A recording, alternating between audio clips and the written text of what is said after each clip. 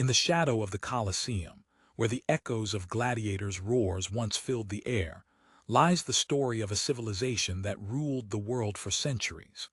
The Roman Empire was a place where gods walked among mortals, where emperors were both deities and devils, and where the line between triumph and tragedy was often blurred. Today, we're diving into the heart of empire, where power, betrayal, and ambition collide in a tale that would put even the greatest dramas to shame. Rome was not built in a day, but when it rose with a vengeance. From its humble beginnings as a small Italian city-state to its meteoric rise as the epicenter of the known world, Rome was a force of nature. At its peak, the empire stretched from the misty isles of Britain to the scorching deserts of Egypt, a testament to human ingenuity and ambition. But with great power comes great cost, and the Roman Empire's story is as much about glory as it is about greed, lust, and bloodshed. One of the most fascinating tales from Rome's golden age is that of Julius Caesar, a man so driven by ambition that he rewrote the rules of Rome. Caesar's conquests expanded the empire beyond imagination, but his success bred resentment. The Senate, once his ally, grew fearful of his growing power. In a twist that would shock even the most hardened cynic, it was Caesar's own senators who stabbed him to death on the Ides of March. As he lay dying, Caesar uttered his infamous last words, /et tu, brute /, a question that still haunts us today. Caesar's death marked the end of the Republic and the birth of the empire. His adopted son, Octavian, would become Augustus, the first emperor of Rome. Augustus ruled with wisdom, bringing peace after decades of civil war. But his reign was not without its challenges. Augustus's personal life was a tangled web of scandal and heartbreak.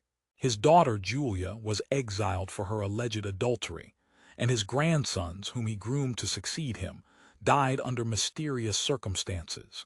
Yet, Augustus's legacy endured, and he is remembered as the father of the empire. As the empire grew, so did its excesses. Nero, one of Rome's most infamous emperors, ruled with a theatrical flair that bordered on madness. He was known for his love of the arts, but also for his brutality. Nero's reign was marked by the Great Fire of Rome, which burned down much of the city. While legend claims Nero fiddled while Rome burned, historians now believe he was actually away at the time. But what's undeniably true is that Nero used the fire as an excuse to build a lavish golden palace, a symbol of his megalomania. His reign ended in disgrace, and he took his own life as his enemies closed in. The Roman Empire's decline was as dramatic as its rise. As corruption and mismanagement plagued the imperial court, external pressures from barbarian tribes chipped away at its borders. The once mighty legions, the backbone of Rome's power, grew weaker and more unreliable.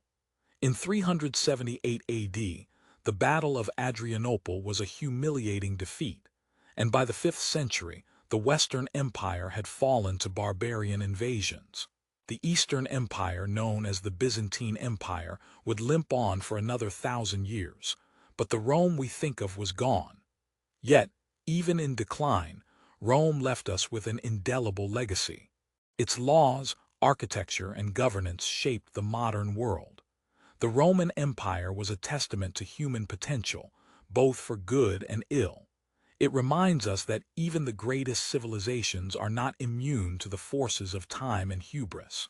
So the next time you walk past a Roman ruin or see a movie about gladiators, remember, behind the grandeur and glory, there were real people with real struggles, real fears, and real ambitions. Their story is our story, a reminder that history is never truly dead, it's just waiting to be uncovered. If you enjoyed this journey